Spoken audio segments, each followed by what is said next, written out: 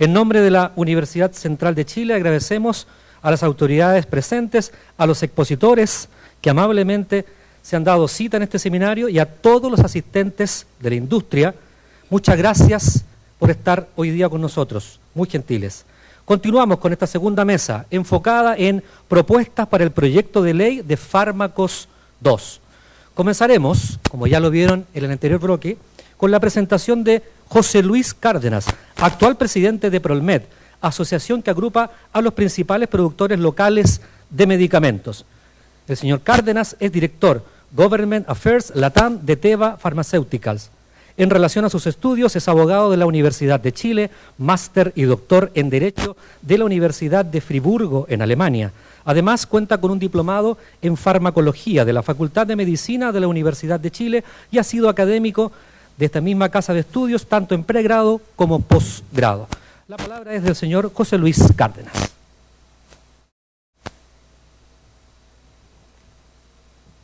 Buenos días a todos. Muchas gracias nuevamente por estar acá en la Universidad Central.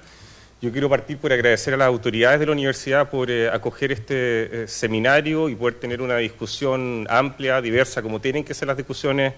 en las universidades y también como es la tónica de lo que hemos tratado de imprimir desde la asociación gremial, donde además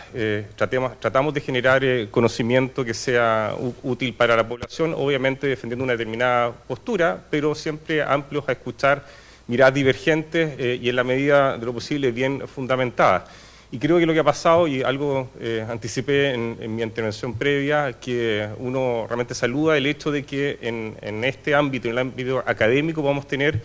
esta discusión que es extremadamente útil para poder nutrir una mejor política pública. Y yo digo, lamentablemente, lo que hemos visto en el Congreso Nacional no necesariamente se asimila a lo que está pasando hoy día, donde estamos tratando de profundizar los temas y ver las distintas aristas de lo que se está discutiendo. Por eso que el rol de la academia es fundamental para poder reemplazar a veces cuando el debate político o el debate democrático se queda corto, especialmente cuando se trata de mercados tan complejos, tan difíciles de entender como el mercado farmacéutico. Así que nuevamente muchas gracias a la universidad. Además, yo parto por comentar, vamos a ver si pasa. Como decíamos, Prolmed representa a los 5 principales laboratorios farmacéuticos con planta de alto estándar en el país y por eso que a nosotros también nos interesa mucho la mirada desde el punto de vista de la producción, la importancia de tener capacidades fabriles locales, naturalmente hay una parte que se importa, pero la importancia de tener capacidades, como lo ha entendido gran parte del mundo, que no solamente se puede, digamos, convivir o vivir a partir de las importaciones, sino que también tienen que haber capacidades locales que ojalá vayan creciendo, que se vayan sofisticando y que seamos también, como se hablaba en el panel anterior, una potencia en términos de medicamentos a nivel, a lo menos, latinoamericano. Representamos más o menos el 50% de las unidades que se utilizan en Chile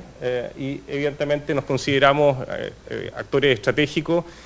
y, entre otras cosas, representamos cerca del 75% de la exportación. La agenda de hoy simplemente es una visión general sobre la ley de fármacos. Voy a seguramente contarme muchas de las cosas que se dijeron previamente, algunas consideraciones iniciales,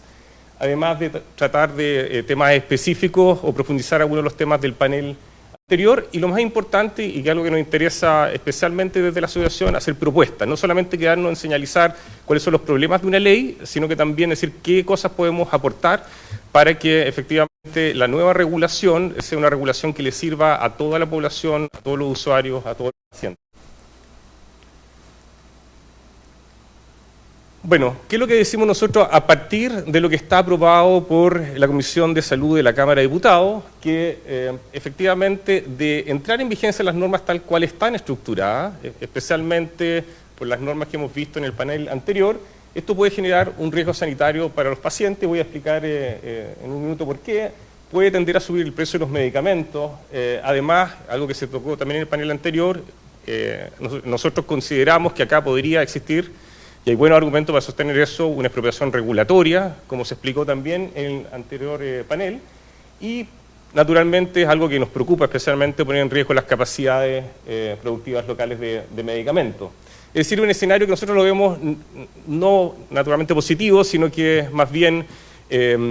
negativo y necesita repensarse hacia dónde se está moviendo la ley de fármacos 2. Y quiero mostrar acá como consideraciones iniciales, tiene que ver con un estudio que hizo Aldo González, un economista muy reputado de Chile, sobre el rol estratégico que tienen los genéricos de marca en el mercado farmacéutico, que son parte del ciclo de vida de un producto en el mercado chileno, no solamente en el mercado chileno, sino que también en distintos otros mercados, donde, como ustedes bien saben, primero ingresa el producto innovador que está protegido con patente. Una vez que vence esta patente, a lo menos en Chile y en gran parte de países que son en vía de desarrollo, ingresan primero los genéricos con marca, que son aquellos que pueden lograr financiar una promoción médica, es decir, que el laboratorio puede ir donde el médico a comentarle que existe una alternativa terapéutica distinta del innovador y permita desafiar el monopolio que tiene naturalmente el producto innovador a través de su patente. Gracias a ese esfuerzo es que puede desafiarse, puede haber más competencia en el mercado, puede ir erosionándose en el precio, y en la medida que entran más genéricos con marca, va bajando el precio. Una vez que baja el precio ya no se puede financiar esa promoción médica y empiezan a entrar los genéricos sin marca. Es decir, acá existe un círculo virtuoso que a lo menos en Chile ha servido a que el precio promedio, especialmente el genérico sin marca, que es el que se utiliza con mayor amplitud en Chile, que es más del 50% de las unidades, sea en torno a $1 salida de laboratorio. Eso no existe en ninguna parte de Latinoamérica, es el precio promedio más barato de Latinoamérica cuando se está hablando de genéricos sin marca. Y nosotros consideramos que en esa ecuación, en esa dinámica de mercado, el genérico con marca juega un rol fundamental, que es poder desafiar la hegemonía del producto que está protegido por patente a través de la promoción médica, que permite alertar a los distintos actores del sistema de salud que existen alternativas, cuáles son las bondades de utilizar un producto que sea una alternativa de calidad, y permite, por tanto, ir bajando los precios, aumentando también las unidades en el mercado y aumentando el acceso, y ese acceso y baja de precio concluye con la entrada del genérico sin marca. Es decir, es un ciclo de vida que fue estudiado por el economista Aldo González, y acá ustedes pueden ver simplemente algunos ejemplos de lo que concluye este estudio, donde la línea azul es el producto innovador, la línea roja es el producto de marca y la línea verde es el genérico puro o genérico sin marca, donde ustedes pueden apreciar en número de meses más o menos cuál es la dinámica y en qué momento más o menos ingresan. Va a depender naturalmente de una molécula a otra, pero este círculo que nosotros llamamos virtuoso se produce en el mercado a través del ingreso de estos tres segmentos, que cada uno cumple un rol. Naturalmente el innovador cumple el rol de generar nuevas moléculas, nuevas alternativas terapéuticas. El genérico con marca es desafiar la hegemonía del producto innovador llevando una alternativa de calidad, y el genérico sin marca al final es permitir el acceso masivo a ese producto que partió siendo un producto innovador. Es decir, cada segmento cumple un rol que ha permitido que nuevamente el 50% del mercado esté dominado por el genérico puro a un precio promedio salida de laboratorio en torno a $1, que le reitero, no existe en el resto de Latinoamérica. Acá otro ejemplo de cómo funciona el mercado, cuáles son las dinámicas, etcétera. ¿Qué es lo que concluye el estudio de Aldo González, que en todo caso está disponible en la página de prolmet.cl? Que en promedio el conjunto de las opciones genéricas de marca son un 33% más baratas que respecto al innovador, que por otro lado, en el caso del producto innovadores, en general el ingreso del producto genérico en marca no lo toca en el nivel de precio, pero sí, obviamente, caen en nivel de unidades que se desplazan hacia el genérico con marca y posteriormente el genérico sin marca. Y por otro lado, la competencia genérica de marca incide un incremento significativo del volumen de dosis colocada en el mercado. Dice que en promedio se aumenta en un 148% tras el ingreso del genérico con marca, y esto naturalmente se ve acrecentado una vez que ingresa el genérico sin marca. Por eso que el tocar este segmento, que nosotros decimos que cumple un rol estructural en el mercado, no es neutro, sino que puede tener un efecto que incluso puede ser paradójico. Lo que queremos plantear un poquito más adelante es decir, ¿qué pasa en un escenario donde el genérico con marca desaparece, si eso simplemente todo el resto se mantiene igual o eventualmente puede tener unos efectos que sean nocivos para quienes queremos proteger, que es para la gente que tiene menores ingresos? Y acá un ejemplo que se repite en varias otras moléculas. ¿Qué pasa cuando hay un producto bioequivalente en el mercado y se puede desafiar a través de un producto que ha sido certificado en calidad al producto innovador? En este caso tenemos el producto innovador en el extremo izquierdo, el producto genérico con marca en la mitad y el genérico sin marca en el extremo derecho. ¿Qué es lo que se ve a lo largo de los años con el ingreso del de los productos bioequivalentes? Que el principal, digamos, beneficiado es el genérico sin marca, es decir, cae en forma importante en unidades el producto innovador, que ya concentra pocas unidades, porque ya en gran medida están capturadas por el genérico sin marca y el genérico con marca, pero al final, gracias a la bioequivalencia, la demanda se va moviendo al producto más barato del mercado, es decir, el mercado opera especialmente en estos productos que son de uso crónico, que son de uso habitual, y por tanto el solo hecho de que exista bioequivalencia o vayamos profundizando la política de bioequivalencia o tengamos lo que se llaman mejores buenas prácticas de manufactura, que son certificaciones que permiten comparar adecuadamente productos, ayuda a que el mercado funcione adecuadamente, existan señales correctas tanto al prescriptor, al médico, como al paciente, y concentran al final la demanda en productos que con precio, en este caso de la atorvastatina, en torno a los 3.000 pesos para terapias que son mensuales. Es decir, eso es algo que garantizo no pueden encontrar en el resto de Latinoamérica, y cada vez que sale una noticia donde comparan precios y comparan, digamos, diferencias, no se refieren al producto genérico puro o al genérico con marca, sino que a otros segmentos del mercado. Por eso que es importante entender dónde estamos en términos de diagnóstico, cómo está funcionando el mercado chileno antes de avanzar en normas como la que hemos visto.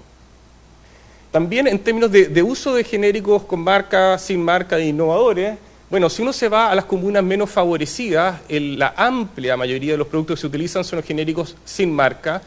cosa distinta a lo que pasa en comunas como Las Condes, Vitacura, donde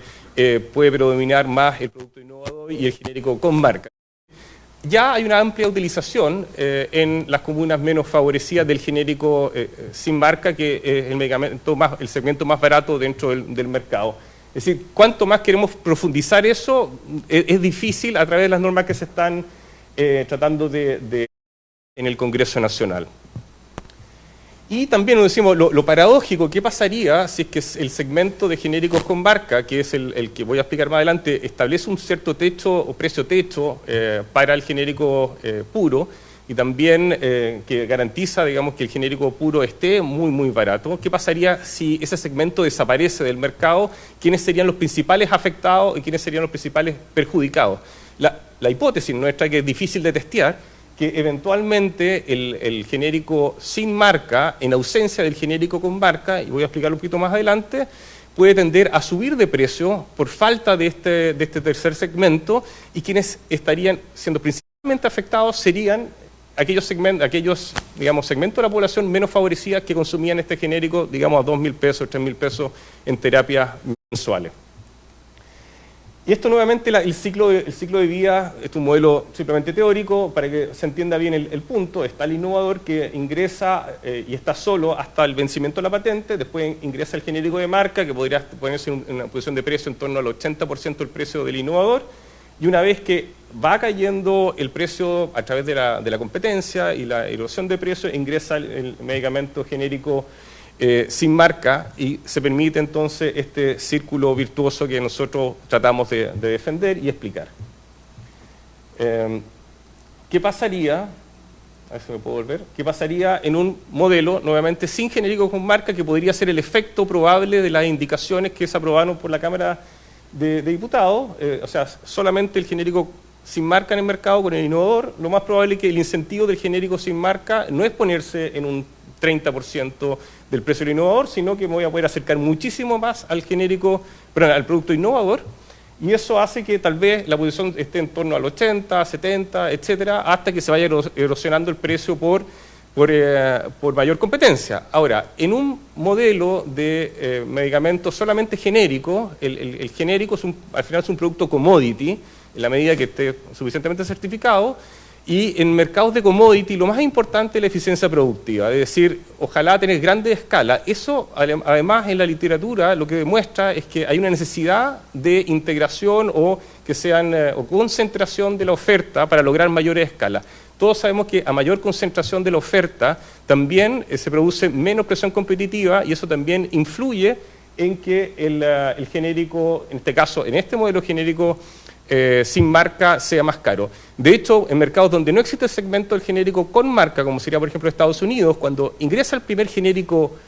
sin marca al mercado, se posiciona a esos niveles, a 80% del producto innovador. Respecto a las normas que ya fueron analizadas, voy a simplemente pasar algo relativamente rápido, pero bueno, vimos que la prohibición absoluta de la publicidad, más allá de que no existe ningún tipo de antecedente a nivel internacional, no hay ninguna evidencia de que la prohibición absoluta de la publicidad vaya a traer algún beneficio en términos de acceso. Además, vemos que necesariamente, también como se explicó en el panel anterior, va a generar menos información para un segmento donde lo que se espera es una automedicación que sea responsable. Ahora, respecto al 101, nosotros tenemos una posición distinta de lo que dijeron algunos panelistas, pero efectivamente nosotros decimos, sí, tiene sentido una prescripción por DCI en la medida que uno tenga un mercado plenamente intercambiable, es decir, que se haya implementado completamente la política, por ejemplo, de bioequivalencia, tengamos buenas prácticas de manufactura que sean robustas, es decir, que los productos sean intercambiables y que el DCI diga mucho respecto a que son bienes sustitutos y por tanto el médico puede confiar en ellos. Ahora, nosotros sostenemos que igual, en ese contexto, las marcas tienen una función que ha sido reconocida incluso por la OMS en términos de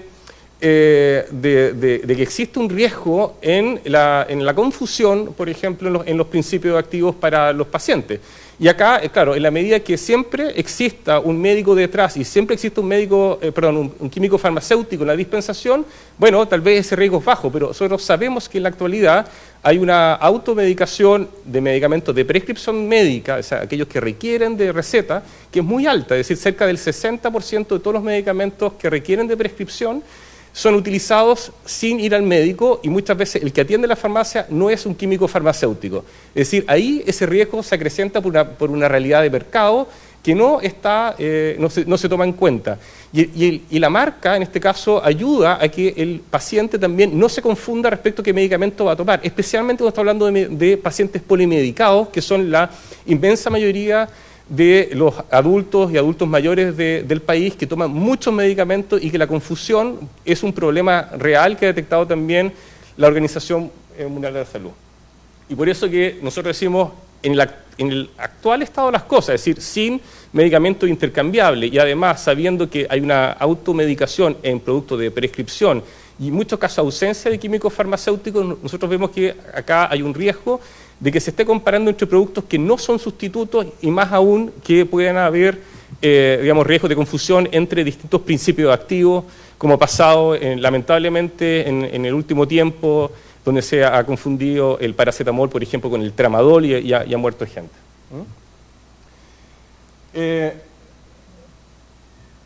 Respecto a solicitar tener dos productos, digamos, lo que se llama el doble registro. Si yo quiero registrar un producto con marca y además me exige registrar un producto sin marca y tenerlo disponible, bueno, eso es una norma que nuevamente no entiende mucho la realidad de cómo funcionan las cosas. Puede que se le obligue al laboratorio a hacerlo, en muchos casos eso puede desincentivar a que eso llegue al mercado porque dirán, no voy a tener dos productos disponibles, no voy a hacer promoción de una marca si tengo que además tener el genérico con marca disponible, o eventualmente el laboratorio podría elegir tener el genérico sin marca más caro que el genérico con marca, o sea, ahí no hay ninguna regulación y por eso que el efecto práctico de una norma así es prácticamente nulo. Finalmente, respecto a A la limitación del tamaño de la marca en el estuche, creo que ya se explicó bastante bien en el panel anterior. No hay evidencia alguna que diga que acá va a haber un mejoramiento en términos de acceso, en términos de información. Es más, el riesgo de confusión es mayor cuando estamos viendo una marca que nosotros hacemos una estimación de que terminaría en un tamaño cercano a 3 milímetros, es decir, prácticamente inexistente, lo que refuerza también la tesis de lo que se llama expropiación regulatoria. ¿Cuáles son nuestras propuestas? Bueno, evidentemente que nuestra propuesta es que se permita la publicidad de medicamentos de venta directa, que es lo que existe actualmente en Chile y en gran parte del mundo. Lo que nosotros evidentemente estimamos que tiene que haber un buen control de la publicidad, que es lo que actualmente existe por parte del ISP. El ISP es muy riguroso en aprobar publicidad y en general en Chile la publicidad no se logra ver demasiado porque por lo riguroso que es el ISP, los estándares que establecen para la publicidad de medicamentos, es decir, no hay ninguna buena razón para que efectivamente esto se apruebe. Respecto a la prescripción por DCI, necesariamente esta se tiene que vincular con que existan productos intercambiables y eso significa que el producto provenga de plantas que cumplen con buenas prácticas de manufactura y además cumplan con bioequivalencia o otros test que garanticen la intercambiabilidad de los productos. Si no, lo que estamos haciendo simplemente es comparar, digamos, peras con manzanas o no sabemos cuáles son peras o cuáles son manzanas y eso es una confusión para tanto el médico, tanto el usuario, el paciente que va a utilizar los medicamentos. Respecto a la sugerencia de marca, nosotros sostenemos que en el estado actual de las cosas, naturalmente que sigue cumpliendo un rol importante para diferenciar, para desafiar al innovador y eso es algo que tiene por lo menos que permanecer durante el tiempo que el mercado siga actuando tal cual está, donde hay muchos casos, en el caso de la administración del medicamento, ausencia del médico, ausencia del químico farmacéutico, y esa es información que le puede ayudar al paciente a mantener una terapia que sea adecuada. Y eliminar el doble registro, porque efectivamente no vemos que sea una herramienta adicional. Y respecto a la limitación del tamaño de la marca, lo que nosotros decimos, bueno, que se busque un balance que sea adecuado, donde se exprese tanto la marca como el principio activo. En la actualidad existe una regulación a nivel reglamentario que obliga a que el principio activo no puede ser menor al 50% del tamaño de la marca. Una opción es que eso se lleve simplemente se lleve a nivel legislativo y con eso existe una norma que no puede ser modificable y se mantenga esa proporción o se busque una que sea adecuada, pero hacer prácticamente desaparecer la marca simplemente no tiene lógica por las razones que yo he tratado de exponer previamente. Y lo otro muy fundamental, y esto tiene que ver con la calidad de las políticas públicas que espero que podamos discutir en este panel. La Fiscalía Nacional Económica, que yo diría que es una de las agencias más potentes del Estado de Chile, que está integrado por muy buenos economistas, muy buenos abogados, está haciendo un estudio que anunció el año pasado sobre el mercado farmacéutico. Y está revisando el mercado farmacéutico en su totalidad. Es decir, tanto el funcionamiento del mercado público como el mercado privado, donde nosotros creemos que existen fallas de mercado y fallas del Estado. Y es muy esperable que de este estudio surjan recomendaciones de cambios regulatorios. Eso ha pasado en otros mercados donde la Fiscalía ya ha cumplido con este error de realizar estudios. Entonces, un mínimo de prudencia, es decir, esperemos qué es lo que va a decir la Fiscalía Nacional Económica y qué recomendaciones de cambios legislativos va a hacer. ¿Qué pasa si eso no ocurre? Al ritmo que va la ley de fármacos 2, puede ser que se apruebe relativamente pronto y, en teoría, en octubre, noviembre va a estar el estudio de la Fiscalía Nacional Económica, vamos a haber aprobado la ley de fármacos 2 y al día siguiente vamos a comenzar con la ley de fármacos 3, vamos a completar más de 10 años de tener una industria bajo cambios regulatorios, que naturalmente es un escenario que no es adecuado para el buen funcionamiento. Lo que nosotros queremos son buenas políticas públicas basadas en diagnóstico, basados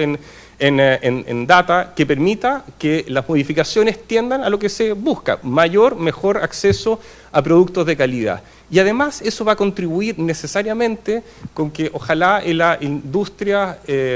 local pueda ir creciendo, pueda ir siendo más sofisticada, ojalá, nosotros también decimos que llegue más inversión extranjera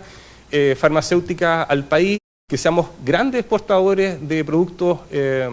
farmacéuticos y medicamentos de calidad y que permita también abastecer de gran manera a la población, a los pacientes, a los usuarios. Y espero que hoy día tengamos un gran debate, que sea una gran contribución a la discusión de Ley de Fármacos 2. Muchísimas gracias.